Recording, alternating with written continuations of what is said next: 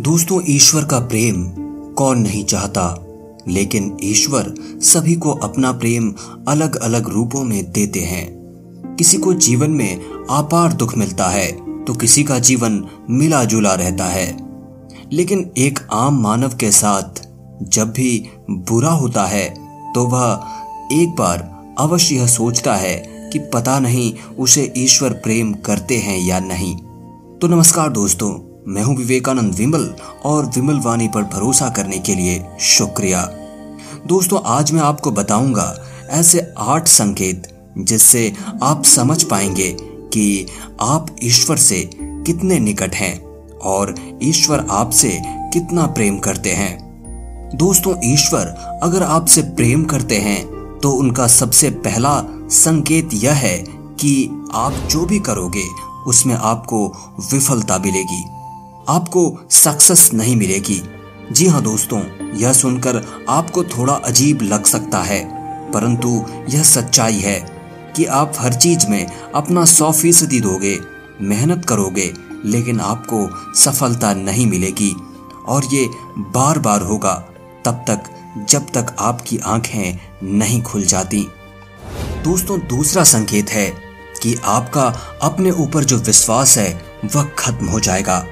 जी हाँ दोस्तों, जब ईश्वर आपके साथ होते हैं तो आपको बिल्कुल अकेला फील होता है। आप नहीं समझ पाओगे कि आपको आगे क्या करना चाहिए। आप खुद को एक ऐसी स्थिति में महसूस करोगे जहां आपकी कोई मदद नहीं कर सकता। आप किसी को अपनी परेशानी शेयर नहीं कर सकते। अगर बता भी दोगे किसी को तो उनके लिए यह बहुत छोटी बात होगी या वह इस पर ध्यान ही नहीं देंगे।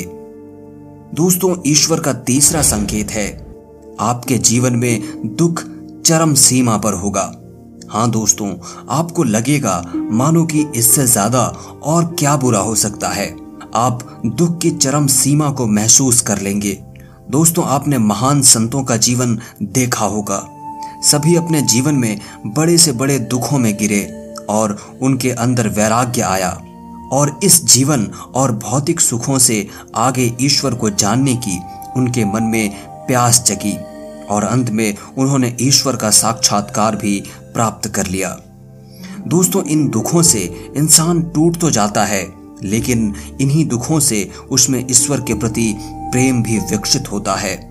वह यह समझ जाता है कि संसार में सारे सुख नहीं हैं, कुछ ऐसा है जो इस संसार से परे है और वह शायद ईश्वर ही है।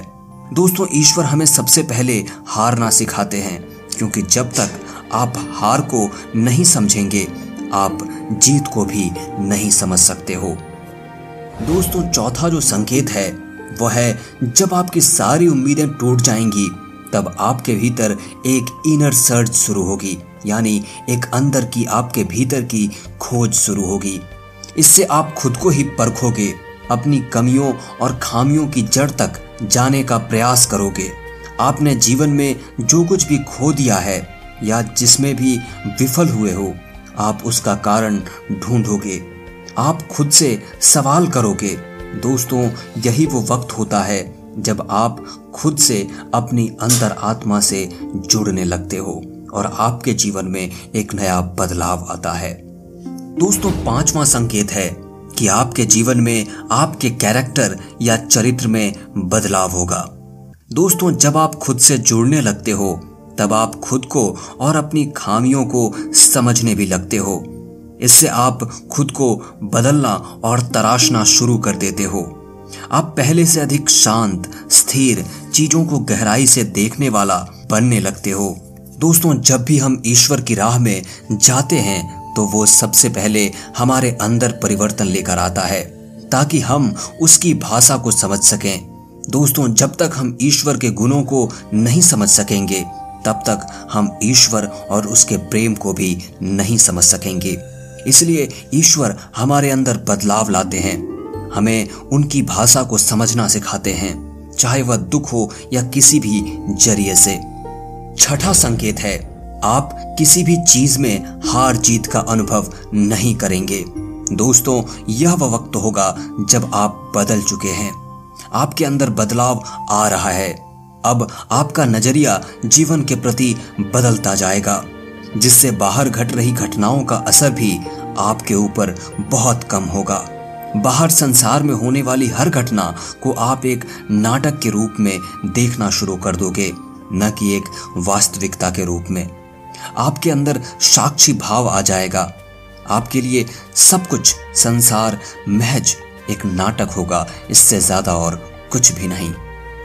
दोस्तों, 7वां संकेत है, जब आपको यह महसूस होने लगेगा कि आप ईश्वर के बहुत निकट पहुंच चुके हो, उसी समय आपके जीवन में सबसे बड़ा झटका लगेगा।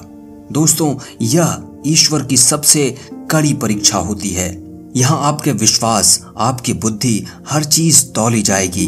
जो कुछ भी आपने अभी तक अपनी यात्रा और साधना के द्वारा सीखी है, इस वक्त आपके जीवन में ऐसी ऐसी परेशानियां, दुख आदि या इतना सुख, ऐसो आराम आ जाएगा कि आपको वाकई लगेगा कि ईश्वर तो कुछ भी नहीं है, वह केवल एक झूठ है, एक छलावा है।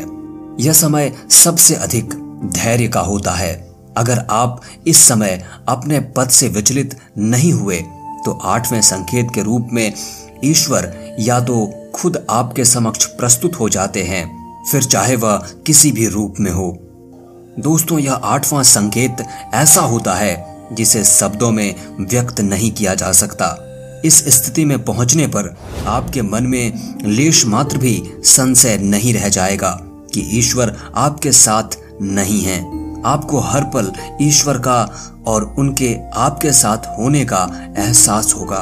आप इस अनुभूति को पाकर मदमस्त रहेंगे और आपको ऐसी शांति और आनंद की अनुभूति होगी जिसे बातों के द्वारा तो नहीं कहा जा सकता है। दोस्तों, ये बातें आपको कैसी लगी, हमें कमेंट करके बताना न भूलें। वीडियो को लाइक करें, शेयर करें और चैनल पर नए हैं तो सब्सक्राइब करके बेल आइकॉन अवश्य प्रेस कर लें। बहुत बहुत शुक्रिया, धन्यवाद दोस्तों।